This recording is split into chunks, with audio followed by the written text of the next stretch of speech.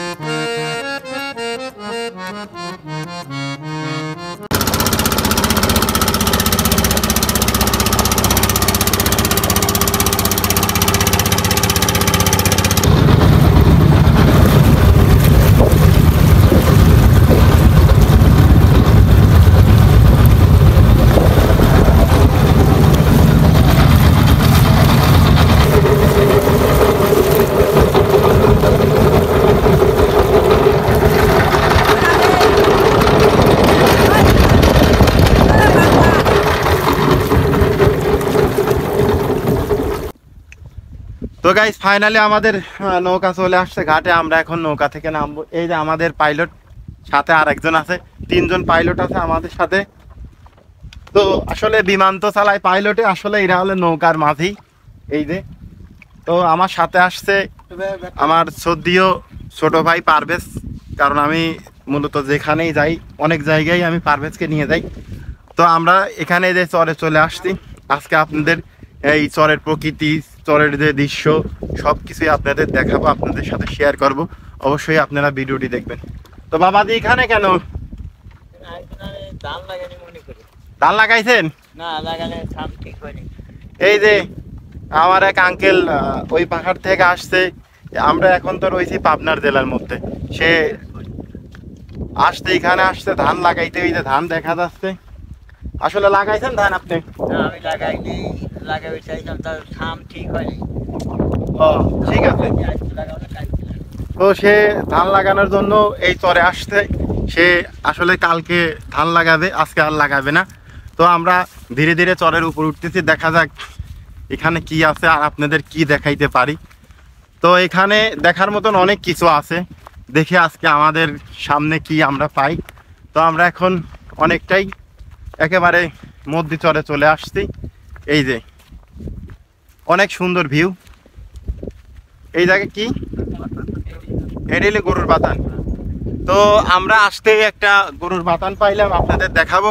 মূলত এই জায়গাতেই গরুগুলো থাকে, প্রচুর পরিমাণ গোবর। হ্যাঁ, তো গাইস আপনারা ভিডিওর সাথে থাকবেন। এই যে আমার হাতের দিকে যেটা দেখা যাচ্ছে, মূলত এটাই হলো গরুর বাতান।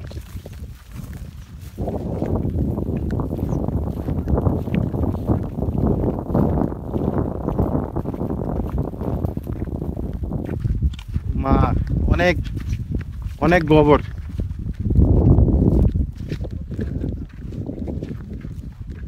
তো গাইস দেখেন এখানে কতগুলো গরু থাকে? মিনিমাম 500 গরু এখানে থাকে। তারা গরু হয়তো এখান থেকে নিয়ে খাওয়াইতে গেছে। আমরা আসলে সেগুলাই দেখব যে গরুগুলা কই আছে। এই দেখেন এখানে মূলত 4 থেকে 500 গরু থাকে। এই যে আসবাবপত্র, আসলে গরু যারা পালন করে এখানে তাদের তো রাখাল বলে। তো তারাই যে এখানে রান্না বান্না করে সব কিছু আছে, মানে চুলা থেকে শুরু করে যা দরকার রান্নার কাজের জন্য আসবাবপত্র সব কিছুই আছে। এখানে তারা রান্না করে খায়। আমি একটু আপনাদের দেখাই।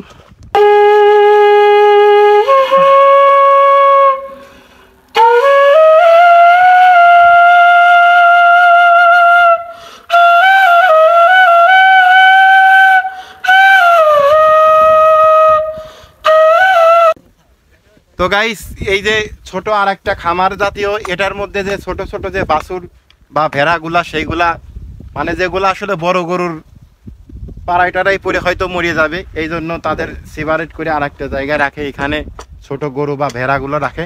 তো সেইগুলোই আজকে আপনাদের দেখাবো। ভিডিওটা অনেক ভালো হতে যাচ্ছে, অবশ্যই ধৈর্য ধরে আপনারা ভিডিওটি দেখবেন। তো আমরা সামনের দিকে যাই, দেখে এই গরু এই ভেড়ার বাতান কই গেছে আমরা সেটাই আজ খুঁজবো। ভিডিওর সাথে আপনারা থাকবেন। তো গাইস আমরা এই জায়গায় আছি প্রায় 7 থেকে 6 জন। এই যে এইটার ভিতরে এই মাত্রই রাসেল ভাইপার দেখছি, দেখি বাড়া 2টা চলে আসে আবার ভিতরে ঢুকিয়ে গেছে। তো গাইস আমরা যেহেতু গরুর বাতান খুঁজতে গেছিলাম, আসলে সাপ রাসেল ভাইপার দেখার পরে আমরা ব্যাকে চলে আসলাম। আসলে সবাই ভয় পাইছে, আমি একটু কম ভয় পাইছি যদিও। তো পরে এই যে ধানের চারা দিছে আসলে নদীর ভিতর, এরাই তারা এখানেই ধান লাগায়। তো আসলে যখন পানি আসার আগেই ধান কাটা শেষ হয়ে যায়। এই যে কত সুন্দর চারা। তো আসলে আজকের ভিডিওটা করতে এসে আসলেই খুব ভয় পাইছি। এজন্য কি যে বলবো আর কি করবো আসলে কিছু বলার নাই। তো যতটুকু পারি আপনাদের দেখানোর চেষ্টা করতেছি। সবাই ভিডিওর সাথে থাকবেন। আর এই যে পারভেজ খুব ভয় পাইছে। পারভেজের এই মনে হয় জীবনের প্রথম রাসেল ভাইপার সরাসরি খুবই ভয় পাইছে। আসলে আমাদের গরুর বাতান খুঁজতে যে আমরা সাপের সঙ্গে আমাদের দেখা হয়ে গেল। আসলে এটাই ফার্স্ট দেখেছি, সেটা ভিডিওটা সাপ নিয়ে আলাদা একটা ভিডিও বানাবো, সেই ভিডিওটা অবশ্যই আপনারা দেখবেন আর আমার চ্যানেলটি সাবস্ক্রাইব করবেন। আমি দেখি এখানে এই চরে ঘুরে আপনাদের আর কি দেখানো যায়, তো সবাই ভিডিওর সাথে থাকবেন।